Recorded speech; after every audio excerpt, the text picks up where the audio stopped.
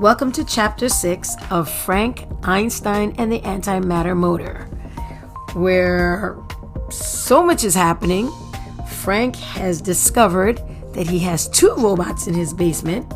He's introduced them to Grandpa Al. So we've got, what are their names? Clink and Clank. And Clink is the little one, and he's really smart. And Clank is the bigger one, and he's still growing and learning. And they're very excited. And Grandpa told him to be very careful that there might be some people out there that may not have great plans for Clink and Clank when they find out what they can do. So he's trying to keep them secret. If at any time you're reading these and you see some really cool pictures you want to take a closer look at, go ahead and pause this. It's fine. Pause the video, take a look, because there are some really good ones. We've got Grandpa, Clink and Clank in a room together. We've got Clank hugging Frank. And we've got a really good description of Clink. Got a page with all his body parts, Clank and all his body parts. How they're being made, how they assemble themselves. I wish I could do something like that. I'm not very good with science and putting things together.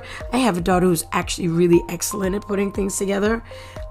There'll be all kinds of things all over the place, and she just put them together. And I go, I never saw that coming. So anybody out there feel pretty crafty? Yeah? Not Miss Mo. Not very crafty. But I do like to read. And that's why I'm doing this, because I do like to read, and I wanted you guys to have fun reading this summer book. Sometimes when I'm reading, I lose my voice or I start coughing, especially when it comes to Grandpa, because Grandpa's voice is really scratchy. So I probably should stop and take a drink of water in between, but this is real, so I'm just going to go for it. And like I said, if you need a moment, you want to stop, get a drink of water, go ahead and do that, and then come back to me. I'll still be here. Okay? So let's go to chapter 6. Maybe this time Watson will get to see the new creations. We're on page 51. Are you ready? Here we go. The look on Watson's face is pretty amazing. It's one part surprise, one part fear, a dash of a smile, and a twist of disbelief. No way, says Watson slowly, his mouth open, his backpack still hanging off his shoulder. Working robots? Yes, working robots, says Frank, sitting on the picnic table in Grandpa Al's backyard junk pile, making notes in his lab notebook. Smart working robots. What's that little one doing with the batteries and skateboard? Building a magnetic levitation skateboard? The north and south pole of the magnets push against the other magnetic north and south poles and make the skateboard float.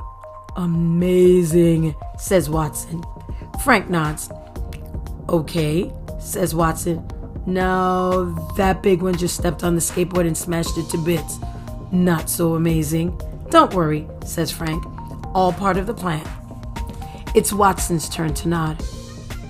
Which is why shop vac guy is melting everything in that pile over there with a laser? Learning, growing intelligence with experience, identifying metals by their melting points, answers Frank. And why Trash Can Man is eating those nails and bicycle tires and VCR tapes and laughing? Frank makes another note. Okay, I'm not sure about that, but I wouldn't call them names if I were you. They're both kind of sensitive. Watson gives Frank his full-on crazy what look. Really? He looks over at Clink, melting a sledgehammer into a puddle of liquid metal. Impressive experiment in changing states of matter, Frank notes, solid to liquid. Oh boy, says Watson, finally dropping his backpack to the ground. This reminds me of your electric shoes invention.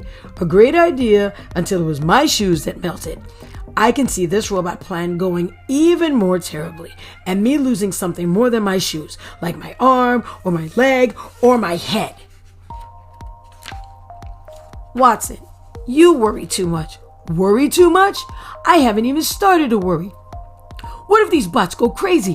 What if they turn their smarts and powers against us? It happens all the time in robot movies. Frank makes another check in his notebook and closes it. Not a problem. Watch this. Clink, Clank, come over here. The smaller robot puts down the ceiling fan he's examining. The bigger robot drops the car engine he's hefting, trips over a nest of old cables, and falls on a tricycle, completely flattening it. Both robots motor over to the picnic table. Clink and Clank, this is Watson. Say hello to Watson. Oh, for goodness sakes, Clink says to Frank. You sound like you're talking to a half-wit puppy that just wet your rug. He turns to Watson. Hello, Watson. Hello to Watson, booms Clank. Frank pulls a book out of his coat and holds it up. Have you read this? Clink takes iRobot in one of his clamps. He flips through the pages, scanning them with his webcam. Now I have, he says, and hands the book back to Frank. Clank? Asks Frank. I have read X-Men, Guinness Book of World Records, and I Captain Underpants.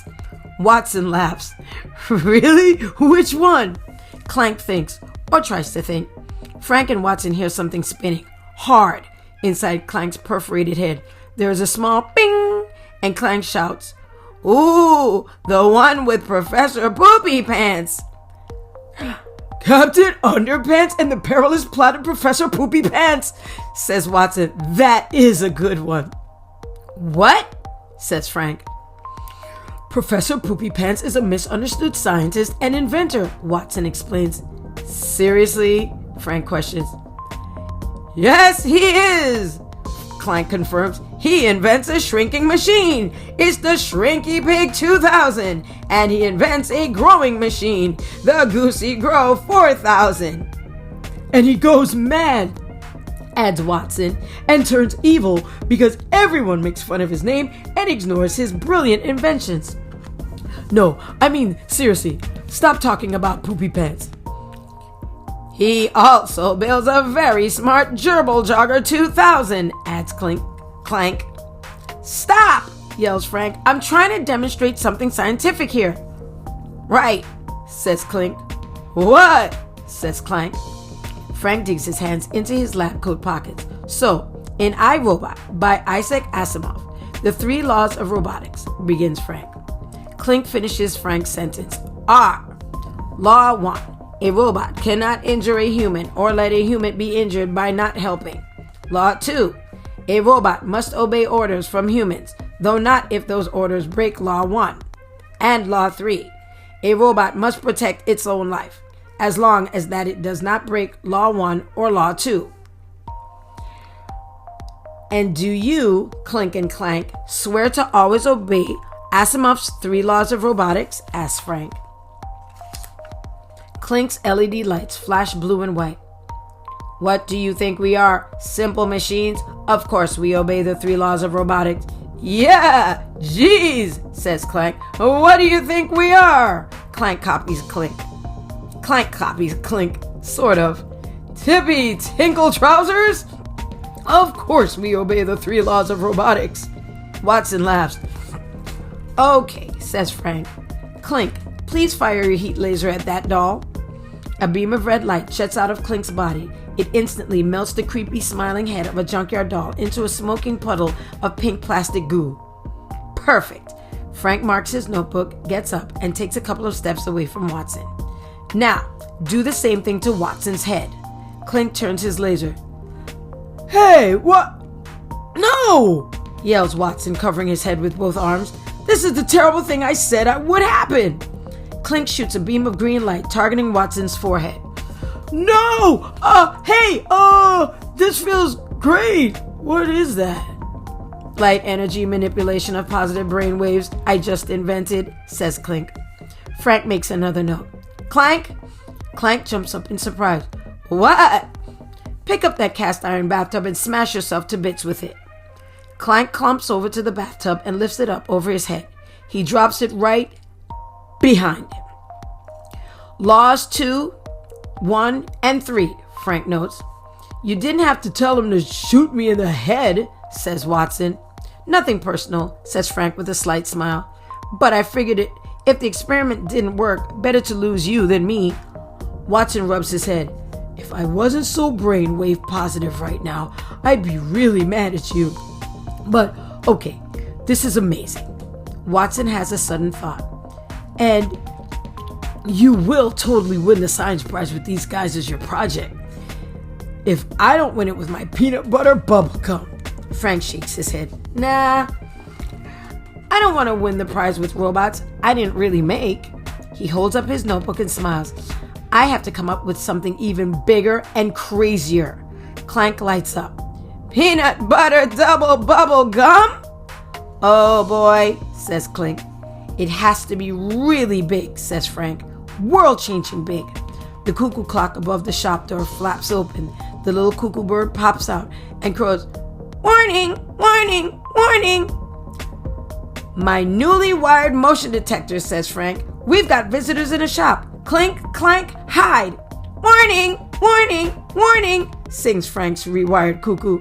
Warning, warning, warning.